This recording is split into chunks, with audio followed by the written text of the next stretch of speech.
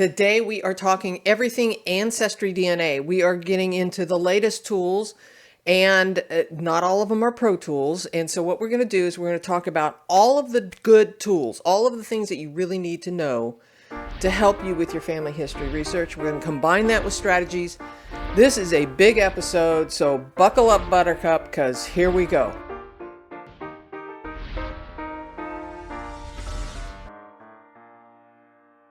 Okay, I just wanted to let you know that there is a handout for this. I spent about a week putting this handout together. It is like 18 pages long. It's got charts and graphs, and it's got everything I'm going to cover in this episode in it. So if you want to help support the channel, that is where you go. Now, information about how to get the handout is in the description box. There, if you're a member, it'll be part of your membership if you're at the handout level. And then of course, you can always pick it up over at genealogytv.org. All right, I'm going to turn my camera off because I want to be able to, for you to be able to focus completely on the website. And so we're going to jump into that first part of this right now. Okay, when you first go to the DNA tab up here at the top, you're going to be presented with basically 4 choices here. And then you can scroll down and see more. But the reality is there's so much hiding under the hood here now that we need to kind of focus on all of it to help us with our research. So jumping into the ancestral regions, let's go there first. So we click into this area. So once you get here, they've changed it, but basically this is now your origins is what it's called now. But it used to be called ethnicity estimates. Now, keep in mind, there's a big difference between ethnicity estimates and your DNA match list. That would be over here. So right now, we're just going to talk about this region and how it can help you. Now, it's telling me to scroll, and I'm sorry, I'm moving around too much. But this is my ancestral regions, okay? So we can scroll down and we can learn more about it. We can also divide our regions by parent, which is fun. Let's go over there for a moment. So here we are in the ethnicity split, right? This is 100% of me. This is my mother's side, my father's side. And you can actually turn on and off different parts of your regions. For example, here I see that my Danish ancestry comes from my father's side only, not my mother's side, which is interesting. And if I hit England and Northwest Europe, I have a little bit on both sides, okay? Dramatic Europe, this is a recent change. I'm seeing this on my paternal side, which I will talk more about here in a little bit. Let's talk about the Scottish line. So you can sit here and play with this. I have a little sliver down here on my paternal side, and most of it is on my mother's side. Let's look at Norway just for grins and giggles. It's on my father's side. Ireland is on my mother's side. So you can turn it on and off. You can also look at the percentages down here. And one of the things that I'm going to point out is in the recent updates from 2024, this happened in July of 2024. By the time this episode comes out, I may have a new update, who knows, but these will always change. And the reason why it's changing is because that we have reference panels that Ancestry creates from its users, and those people who are deeply rooted in different regions around the world make up the reference panel, and you and your DNA are compared to those reference panels to help determine your percentages. Well, as technology gets better, as more people test, the ethnicity estimates update. Also keep in mind that they split these sometimes. This used to say Swedish and Denmark. Now it just says Denmark for me. So here I had a huge jump between 2023 and 2024 to Dramatic Europe. I never had this before. Well, part of it is because they're splitting regions also. But Dramatic Europe, say that 10 times real fast. Sometimes you'll see these regions split, and it may split again, and we get more refined information about that. I had never seen any German ancestry in my family tree before, but that doesn't mean that there isn't. I just haven't discovered it yet. One of the things I want to point out about your ethnicity estimates is that they're just estimates. Just keep that in mind. They're not, absolute. A lot of people think, oh, I'm 26%, German, and I'm 12% Danish. That's an absolute. This has changed over the years. I should have been tracking every year. I probably could go back and look at old videos and see how this has changed. But please don't get married to it because it's going to change. Just keep that in mind. But it can be clues because, if I know that my Danish ancestry is 100%, my father's mother's side, she was 100% Danish. Therefore, I should be about 25% Danish. This is showing 12%. It might be, I don't know, Scottish and Ireland is now making up the rest of that. I don't know. But the other 25% of my paternal side should be, see, this is paternal, right? Is in the Germanic European area. It could be that this is also divided up into multiple countries in this region. So keep that in mind. While we're here, we're going to briefly talk about journeys. We're going to jump over here on the Journeys tab, and here it shows you, it says where your ancestors lived in recent past. And basically this is taking your DNA matches and giving you an idea from probably their family trees as to where your folks are coming from. You can split it up by maternal side. I have nothing on the paternal side. I don't understand it exactly, but why I have all, maternal, paternal, both sides, and this is unassigned. And yeah, well, I don't find a lot of use in this, so let's move on. Okay, jumping over to the Chromosome Painter, which is this third tab over here. This is where it takes your ethnicity estimates and it paints them onto chromosomes. We have 22 basic pairs, the 23rd being our sex chromosome. You can see exactly where your Scottish comes from, or your Danish, or your German, whatever regions you have, you can see which chromosomes are coming from where. Now you can also split it by parent. So here I had filtered to maternal. I have no Germanic Europe in my mother's side of the family, but I do on the father's side of the family. You can go back to all and see the same ethnicity estimates painted onto the chromosomes. Again, I don't find a lot of use for this when I'm actually doing family history research. One of the things I wanted to point out is this is not the same as the one at MyHeritage. If you look at the one at MyHeritage, here we have the chromosomes where you can compare your DNA cousins and see where you triangulate. So if the common ancestor for this 2 cousins and myself, that gives 3 people, where we triangulate is actually the DNA of my ancestor. The common ancestor between the 3 of us, that is the DNA. If we do this enough times, we might actually be able to rebuild the DNA of our ancestors. That's crazy, but yeah. Anyway, long story short is, know that this is a chromosome browser. This on Ancestry is a chromosome painter. Don't get confused. So we're going to continue on with our Ancestry tour. All right, I want to show you one more thing. It's one of the journeys, but the way they've got this now, it's a little confusing. So I'm going to jump all the way back to the Origins tab, and now I'm going to jump into this Journeys, and it shows me a very similar map to the journeys we saw a few minutes ago. But as we start to scroll into some of this, we can view the timeline. And from the timeline, it gives us some information. I'm just going to close this window. And we can scroll. It says scroll for more. We can scroll down and see. Now what I did was I used the roller on my mouse to roll backwards to zoom out, and this is what I got. So you can see where some of these, you get this history. I can't seem to get rid of that other than to scroll up and down. So it's giving me this timeline along the side, right? So if I even can click into this over here and jump around and see. So let's go back to the 1700s. It is showing me some general history. It's not necessarily what your ancestors experienced, but it's also showing people in my tree who may have been migrating from these areas over here.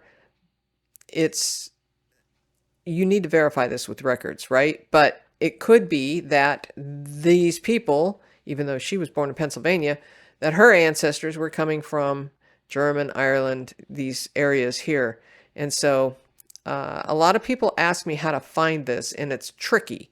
So you have to be in the origins journeys area, and then you find that little tiny link that says view timeline. There is so much going on this website. I can see how it is a challenge now to navigate at times. So if you scroll down even farther, you can get to the timeline here. It even gives you some additional information. I'm going to go back. And again, I'm going to scroll down with this scroll bar. And you can even see which parent passed down your journeys. And so you can divide that by parent if you wish. So now we're back to where we were before. Okay, I've gone all the way back to the top, just so you'll see where I get acclimated here. We're back in the summary tab. We've talked about regions. We talked about journeys. Now we're going to talk about matches, which is this third bucket. But if I click in here, it's going to go to a specific DNA cousin. So here I'm going to jump into the matches. And this is an unfiltered list of all my matches. Now, stuff's blurred out, of course, because of privacy issues, but we have a lot of new tools here. Now, this is where we are now getting into factual genetic connections with our DNA cousins. There's different buckets that they put everybody in. So here we have the close family bucket. If we scroll down, we'll see the extended family bucket. If we continue on down, you see that I've got 2,000 matches, which I'm very fortunate to have. You'll see that there are, distant cousins and different buckets. So that it'll come into play a little bit later. So one of the things that we can do, the very first thing you want to do is just like, okay, I've got 2,000 matches. Oh my gosh, this is overwhelming. Where do I start? Well, there's a lot of things that you need to understand here. This is not in the handout. It's just very quick tour here. So you have your DNA match name over here. I've got them hidden. So let's go down into the extended family area. So we've got the centimorgan count. What is a centimorgan? It's just a unit of measurement to show how closely related you are. If we come back up here, you can see first cousins have a much higher centimorgan count in the 700 range here. If I scroll down, now we're starting to get into second cousins, which are less DNA matches. Here we have, this shows a connected tree. This icon means that we have common ancestors, both in our tree. So in that DNA matches tree and in my tree, we have the same ancestors. So it's showing us this common ancestor. This means there's no tree. This means there's a tree, but it's not linked to the DNA match. So be mindful of that. And then these are custom groups that I have created. And we're going to get into grouping a little bit more here in a minute. But first, what you need to know is don't get overwhelmed. We can split this, filter this in so many different ways. So this is where your research question really comes into play. Know what it is that you want to investigate before trying to manage this entire list. So let's say I am looking on my mother's side. I can now split this DNA match list by view matches, last names that are common in these trees. This takes us back to where we've already been.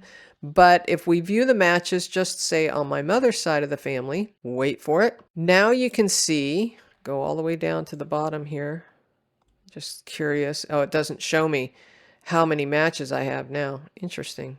Okay. Well, I promise you, this list has been cut kind of in half. If we go back to the by parent, you can see how many matches you have. I have 26,000 on my maternal side and 14,000 on my paternal side. So back to the mother's side. When we are grouping DNA matches, we typically first want to go by parent. So we have this filter here that's showing us, so we pay attention to our filters, that's showing us that we're looking at the maternal side. Okay. Now, one of the other things you can do is if there is someone that's actually on both sides of the family, you can click on this and you can hide this match. And then you can also view your hidden matches. So if we go over to the filter, you can view just your hidden matches by turning this on. just to let you know. So we can stack our filters by going to the filters, and we can search by unviewed matches, a variety of things. We can look at the new ones. If we really have been doing our homework, we can actually go and look at just new matches if we want. We can also view by private trees, public trees, unlinked trees. We can look at shared DNA, close, distant. So if we are looking for somebody in the third cousin range, we could figure out what that DNA match is. Let me show you. I'm over here on DNApainter.com, tools, shared matches tool. Once you're here, so if we're looking for someone in the third cousin range, that would be 0 to 234 centimorgans. So back over to Ancestry, we could actually custom the centimorgan range from 0 to 234 and hit apply filters and see what DNA matches we have in that range. Now it's cutting off at 6 centimorgans. I noticed it reverted to 6. I thought they cut off at 8, so if I had said that previously, I am sorry. However, now we have an extended family list of a few matches that it looks like I've already grouped a lot of them, but are way down there in the third cousin range. So not to get too much in the weeds on why you would do that, I'm going to clear that filter and go back to all matches. And you could also go by groups. So I've created all these groups. So if I'm looking for someone specifically on one line of the family, I could apply those filters as well. And so now I have 2 matches specific to that group. That doesn't mean that that is the only DNA matches from that family group. Let's go back, I'll show you. It only means that there are 2 matches here that fit all the criteria, my mother's side of the family, this particular group, and it looks like, did I pick back up on all of the centimorgans? Hopefully it did. Anyway, long story short, you can reset your filters, right? So let's reset the filters. Let's clear them all out. So now I'm back to the entire unfiltered list. I do not have it filtered by parent. We could also go in here and go back and just do this one group that I had grouped. Or we could go by parent down here. These are my labels. These are the old labels. So if you see your labels, these are the old labels back before Ancestry started splitting the DNA between parents. So in my case, these are what I had labeled as maternal and paternal. I ignore these now because they do it automatically for me. So if I want to go back to just the maternal side, I can now do that. And again, it's showing me this list. So I prefer to do that because it's going to give me everybody in the DNA list, whereas the previous one that I had labeled as maternal and paternal were the DNA cousins who happened to be in the list at the time. But if new members have come along since I labeled those and created those groups, they're not going to show up if I use those old groups. So I no longer do that. So this is one of the things that we want to do is just really, really pay attention to your filters. This is best known match. We'll talk about that a little bit later. And so that's kind of it on the filtering thing right now. Now, one thing we can do as well, which can be really helpful with your family history research, I'm still in a filtered list with my maternal side, but we can search by surname. So if we click on that search button, we don't want to search by match name. We want to search by surname. So I have a bunch of Booth family in my Ancestry. So if we hit search, now it's going to give me a list of all the DNA matches who have the surname Booth in their family trees. So they've got to be have a publicly linked tree that is searchable so that all these cousins have the Booth ancestors in their family tree, and we could go look at those trees and see who they've got, what kind of records they've got. So we can use that as a clue. We can also click on similar surnames. Now, I like to also search because some of the booths have an E on the end. I might search that way, but you could also search with similar names and do that as well. Okay, I'm jumping over to the match list by ancestor, and I know that this is blurred out at the top. It's what it is. So you can also do filtering. So you could filter here as well by potential ancestors, maternal, paternal, same thing as similar as before. If we scroll down, you can actually see the DNA matches you have for each of your ancestors. And so here I've got 28 DNA matches between 9 and 1,000 centimorgans. Evaluate the relationships. What this is going to do is it's going to take us over to ThruLines. We're going to talk more about ThruLines in a minute. For now, what I want to do is take you back over to the top, and we're going to talk about clusters in a minute. Right now we're going to go by location. So you can search your DNA matches by location. So these numbers represent all the numbers of people that have taken a DNA test that you have a genetic connection with and where they are regionally. So we can zoom in, and as we do, we can start to see how many people we have in each area. And so as you can see up here in Ohio and Pennsylvania and all these different places, you can add your location. For the sake of privacy, I do not, but that's just me. So yeah, kind of cool, eh? You can drill into a location, and as soon as you click on any of them, you can see exactly where they are. And it could be that, you know, that cousin may have the same family as you, who have been in that same location for a couple hundred years. You never know. Hey, we're going to get back to that video here in just a moment, but I want to let you know that Genealogy TV has a website, a newsletter, and a Facebook page. Links for all of that are in the show notes below. All right, let's get back to it. Okay, we're going to move into the second chapter in the handout, and this is where we're really going to master your DNA matches. This is where you're going to really kind of get with it and learn how to really use this DNA match list to your advantage for your research. So one of the things I like to do is I like to have my family tree up on one tab. In fact, I usually keep it on the left tab, just so I have it for reference.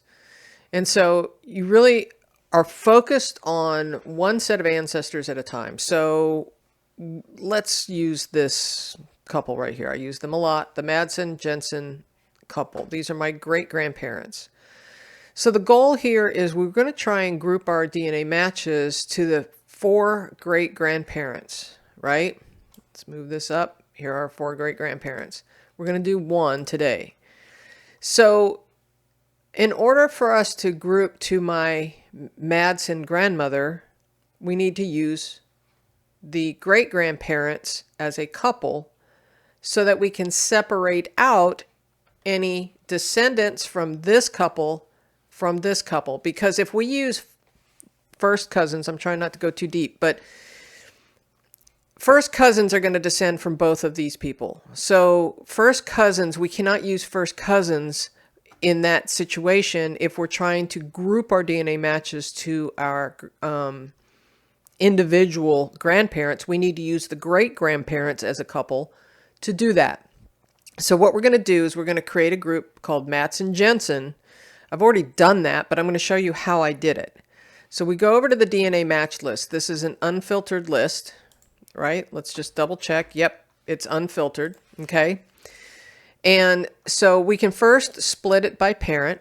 So this is on my father's side of the family, so I'm going to click the paternal side. And now we're going to have a shorter list. Wait for it to load. And now we've got a list that's just on the paternal side, as you can see with the filter here. And now what I need to do is I need to identify my best known match. Now, what is a best known match? We also call it the BKM sometimes, kind of an industry acronym. And so what we need to do is we need to get down into the second or third cousin bucket. No, actually the second cousin bucket, 2 Gs, great and grandparent, 2 Gs, second cousins. We need to find our best known match on the paternal side for that. Now, there is one caveat in that you could use first cousins once removed if they are a generation older than you. Let me explain that. Okay, here's the same example that we were talking about a moment ago. So if we're grouping our DNA matches to the grandmother, we need to use the great-grandparents in order, the descendants, let's say the DNA cousins that descend from the great-grandparents, to tease out the grandmother's branch from the grandfather's branch, because if we use first cousins, the first cousin DNA match descends from both grandparents. So we're not splitting by the grandparent level. But if we use second cousins, we are, because the second cousin has no genetic connection to the grandfather over here. So what we need to do is use the great-grandparents, excuse me, to use this line. Now, in this case, I have a first cousin once removed who has taken a DNA test. Once removed is a generational difference from me. So as you can see, we line up the generations in order to figure this out. So by having everything lined up, it helps. So this first cousin once removed, I can use as my best known match for this cluster as we're starting to group our DNA matches. I hope that makes sense. Now, this is not to be confused with the first cousin once removed. That would be the child of this first cousin. Let me show you on a different graph. So here you can see the entire relationship chart, and this is in the handout. And you can see that we have a first cousin once removed here and a first cousin once removed here. So we have multiple relationships with the same name. So 1C, 1R is first cousin once removed in the older generation than yourself would be helpful to help tease out the grandparents, in this case, the grandmother. So we use the great-grandparents. Okay, I hope that didn't get too confusing. But I think the other graph explains it a little bit easier when you're looking at this chart, because now you can really see how this line, any of these people, even if you have a grand uncle or aunt who has taken a DNA test, that would help because these two are siblings, right? So the descendants of the sibling of your grandmother is what you're looking for. Okay, enough of that. Okay, back to the tree. So I'm going to use these great-grandparents in order to make a group for this of descendants of DNA matches that descend from this couple. Okay, and so jumping back over to the match list now, we've already sorted it to the paternal side because we know that's on the paternal side.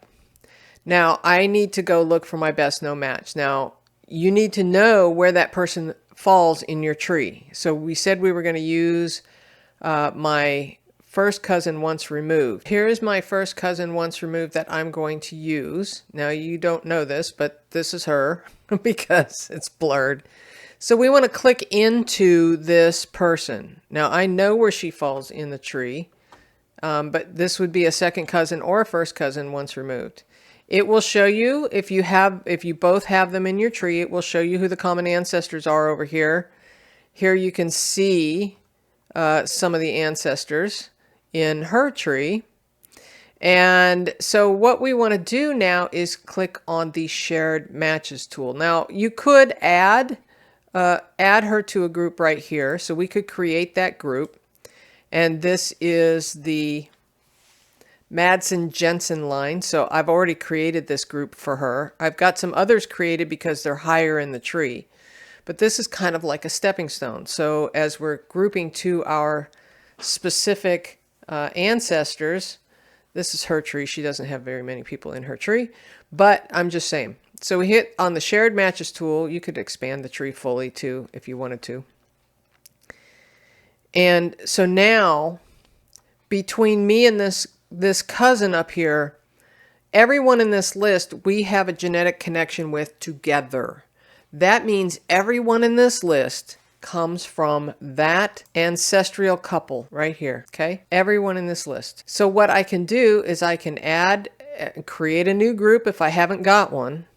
So I like to use the Madsen Jensen, right? I like to use the surnames as the groups. So here, down here, I already have a Madsen Jensen group. Now, instead of just dots, they're using these letters in some cases, depending on your membership, I guess, and depending on the view that you're looking at as well. So then what we can do is we can add these people to the list. Now, a lot of these people are already in a list. Looking. Here's one that is not. And over here, I can hit the add button. So I hit add or edit relationships, add or edit groups. This is what I want. And I can give this person the Madsen Jensen group, which it looks like she is already in that group. So what you can do though, now that this is open, I'm going to close this just for a second. When you hit this, when you've got this open, you can actually check every box in the list and do it all at one time. Now, I wish Ancestry would give us a check all button, but they haven't been able to do that just yet. At least I haven't found it yet. I can sit there and give all of these people a check mark, and if they're not already in that group, I can then go and add them to any group I want. In this case, I would add them to the Madsen Jensen group, and I would say go. And so in this case, there was a few, so we hit save changes. Everybody in that list is in that group. Now, one thing you need to pay attention to also, yes, and as my daughter would say, is you only did the first page. In this case, I have 4 pages of people, so I would want to go through and do that for everybody. And so now I have this group that is specific to this ancestral couple that represents my grandmother, the descendants of this group.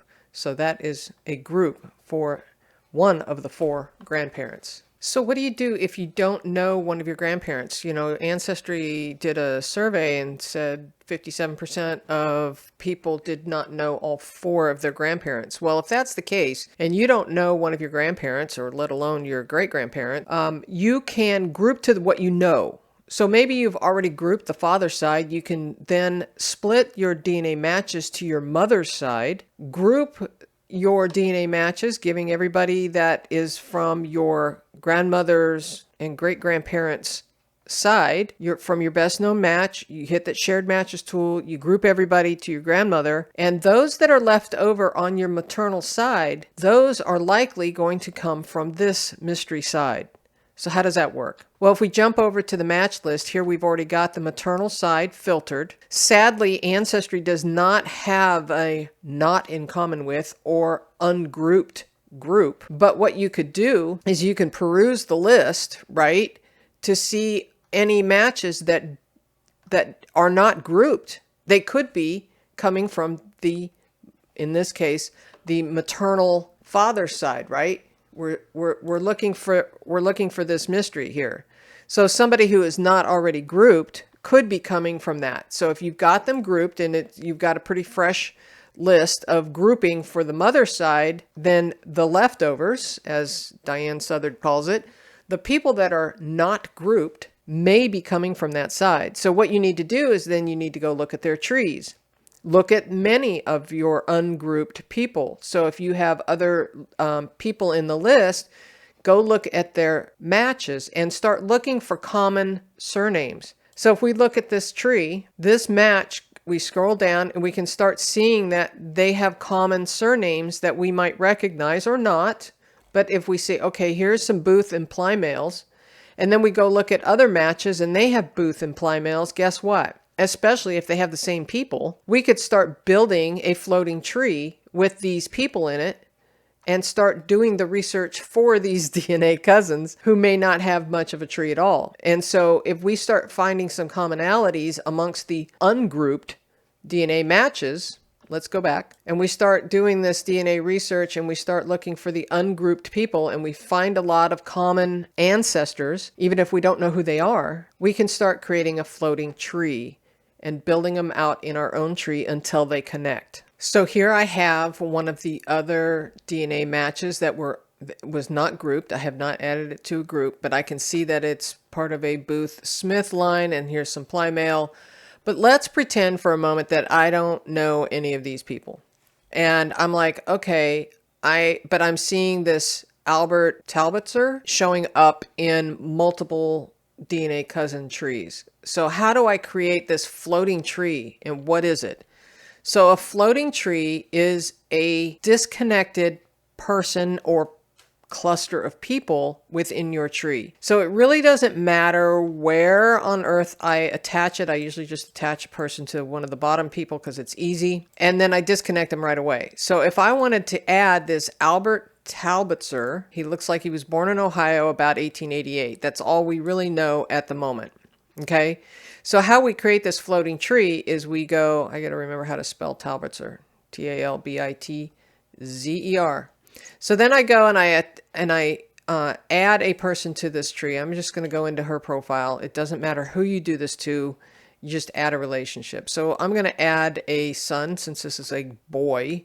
And I'm going to say Albert Talbotser. And he was born about 1888 in Ohio. Now this is going to add a son. Let's put it down here so I only have one person. All right, so now I have added this person as a son down here. And now what I'm going to do is I'm going to go into Albert and I'm going to quickly disconnect. Edit relationship. And now I'm going to remove Melinda as the biological mother. Now there are no relationships left. Now Albert is floating by himself. Before I go anywhere else, I'm going to create a tag so that I can find him again. Because if you don't pay attention to who your floaters are, then you may forget about them. So you go into custom tree tags and you can create custom tree tags. Now here I have created one called floating tree. And so I give this guy a floating tree tag. So it's here. And now when I go to my tree, I can go and I can find in tree, I can filter custom tags, floating trees, and I can see everybody that I have who is a floating person. There are 3 pages of people I have in here that are floating because I've done this so many times. And he's probably one of the last people. There he is right there. So now you can see that he's floating out here by himself and there is no relationship attached to him at all. Okay, so he's floating. You can zoom all the way out. You're not going to find your other tree. It's a mystery. It's not here. So long story short is you need to create these people as a floater. And then as you start to learn more about this person, you can start building out the tree based on this information. So we have Estelle Eleanor Talbotser. It looks like they did not give her maiden name. So we're going to go Estelle Eleanor. So we go back over here. We're going to add a spouse. We're going to say spouse. And we're going to say with an E on the end. Okay, I don't know her maiden name. I'm going to leave her as is without a maiden name. And I'm going to hit go. Now we've got Estelle Eleanor in there. So what we can do is then keep building out these people based on our DNA matches who have the same people in them. And so with that, you can continue to build out. Eventually, you will connect this cluster of people that you're creating with your own tree. This is why you want to build it in your existing tree and not create a new tree, because you have DNA connections to the people here. So what we want to do is we want to build it in our tree as a floating tree because my DNA is connected to this family tree. Just a couple quick notes. If you are in your floater's profile and you want to view that person in the tree, you can click on view in tree. And then if you're having a panic attack because you think you've deleted your entire tree because you can't find it anywhere, it's not out here, all you have to do is hit your home button and it'll take you back and get you reoriented. And then if you want to find your floaters again, of course, you would click on your filters and go back to your floaters and find your people in your floating tree. Here's another example of somebody who's floating in my tree. All I have to do is hit the home button and it will take me back to whoever I have set in my tree settings as to the home person. In my case, it is myself. Now here I am with one of my DNA matches, and this person is predicted to be a second cousin or a half second cousin. And that is because it's at 189 centimorgans. If I know where this person falls in my tree, I could connect them to my tree, and I highly recommend you do that. I just wanted to point that out. You can also edit the relationship to confirm the relationship. Now, as I'm looking at these people, and I realize this is blurred, but there is a little button here. If we both have the same people in our tree, then this box here that says common ancestors, there will be a link here that says view relationship. If we click on that view relationship, it's going to take us over to ThruLines. I'm going to find a better example of ThruLines to show you a few tips about it. Going back all the way to the top, you can get to ThruLines by clicking DNA and ThruLines, and then it takes you, this is immediate family at the top, but then it takes you to your ancestors. So if I was researching someone even deeper into my tree, let's go super deep. All right, so let's pick on this guy. I have 74 DNA matches from this great-great-grandfather, third great-grandfather, sorry, great-great-great-grandfather. So we can sit there and look through this. Now, as we open up some of these DNA matches, we may discover that there are a bunch of dashed boxes. This is where you can create the quick and dirty tree strategy. So as you can see, I don't have any of these people in my tree because of the dashed boxes. So I can then, this person is in my tree, I can then start building out the tree. This is what the quick and dirty tree strategy is. I usually like to use at least one record, not necessarily the tree. So here I click on William Benson Nance. And clearly Jane Davis married somebody by the name of Nance. And so what I can do is I can look for, see, these are public trees, public information. Here's some trees that have it linked. What I'm looking for is some actual records. This DNA cousin may really have already done the research. Clearly, they're going to know who their parent is if they've built out the tree. I'm kind of stuck on this one because there's only trees to look at. So what I can do is I can go into one of the trees and then I can look at the records and I go, aha, here we go. So this person, Jane, was born in 1853. So I'm going to be looking for the oldest census record I can find that might contain William. So if I go look at the 1900 census and I get some information from here and I'm like, okay, yeah, I believe that this is the same person, then I can have some confidence in it. And I'm going to say, okay, I'm going to come back to the through line and I'm going to say, add to this person to my tree. And it's going to ask me, you know, sometimes it'll say, hey, what do you want to use for evidence? And I could have said, the 1900 census. Sometimes it does, sometimes it doesn't. Now I have this solid box.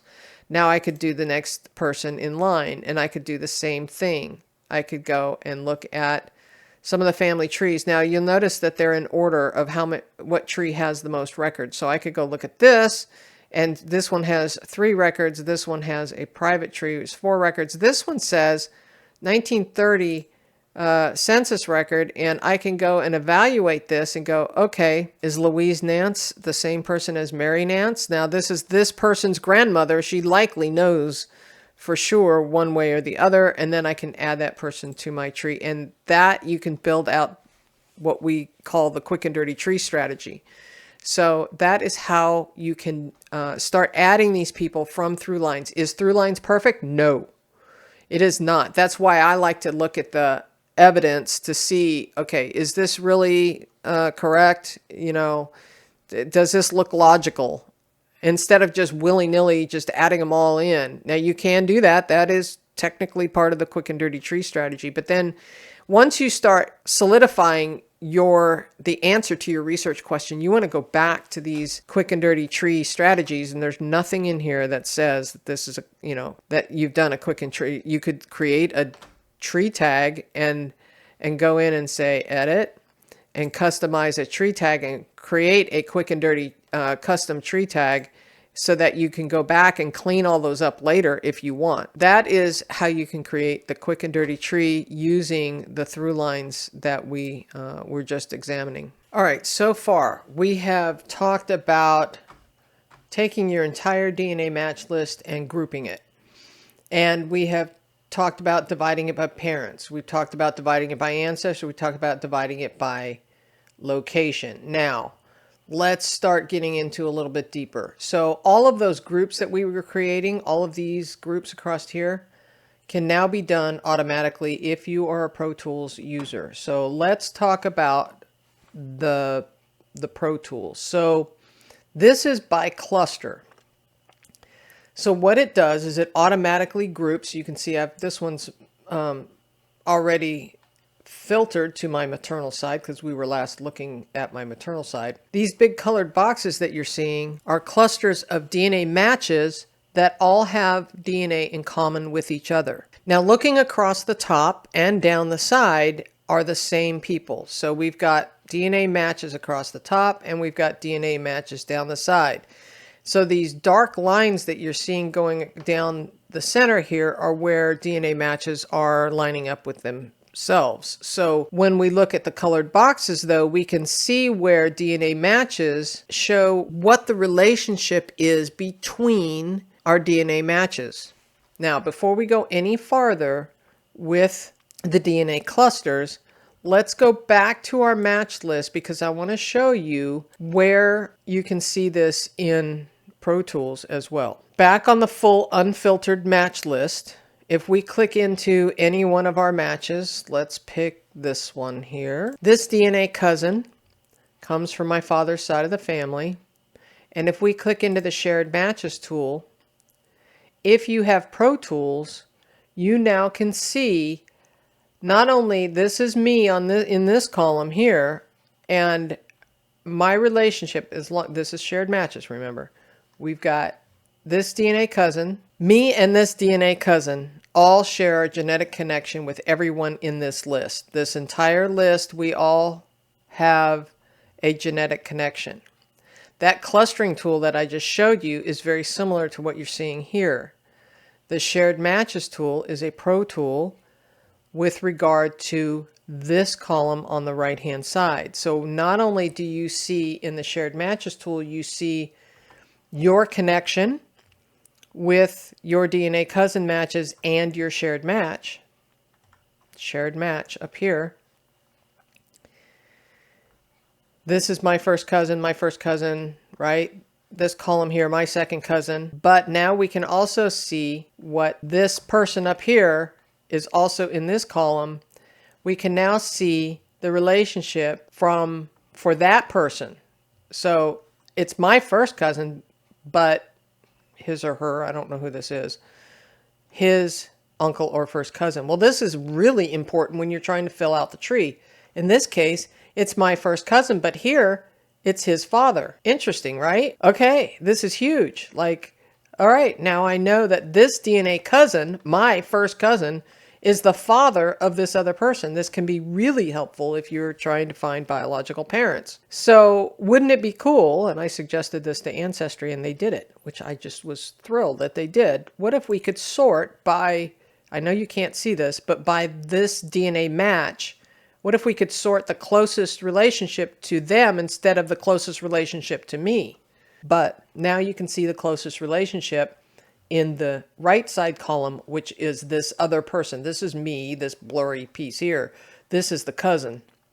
Now we can see the relationships here and sorted by that person's relationships, which can be really helpful. So now you could probably go and create groups, right, that are more effective based on the information that you now understand about your DNA match, because these are his relationships, okay?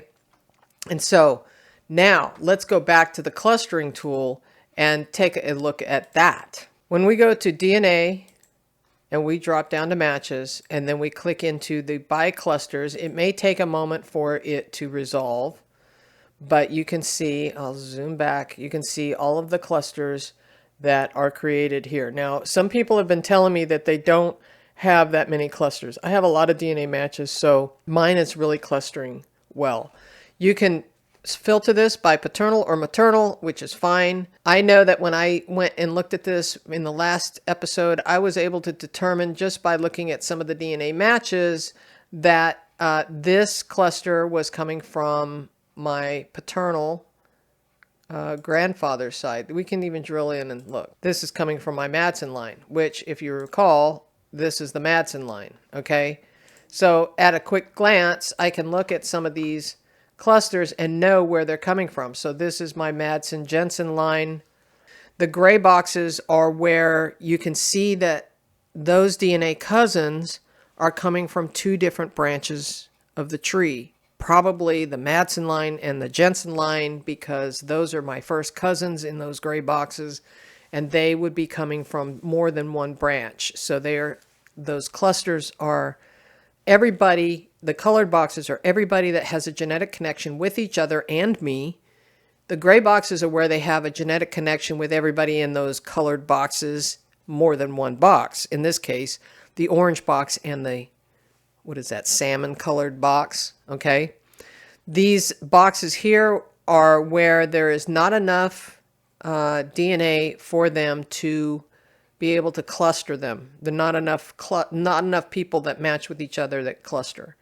Down here you can kind of see where these gray boxes are clustering. Whoever this column is genetically connected with the pink and the purple. We've got a whole group of people here that are in both clusters. Then we've got another group of gray boxes here that are clustering with the blue and the purple boxes. And so that's why you're seeing some of the gray boxes. In my case, the gray boxes often are representing closer matches because the clustered boxes, the colored ones, are farther into the tree, if that makes sense. So it's just a matter of identifying what parts of the tree they're coming from. So I could easily drill into one of these matches and determine that this is the Booth-Smith line, without a doubt. Booth-Simmons, Booth-Smith, and so on. So Booth and Simmons, you can see there's common ancestors over here.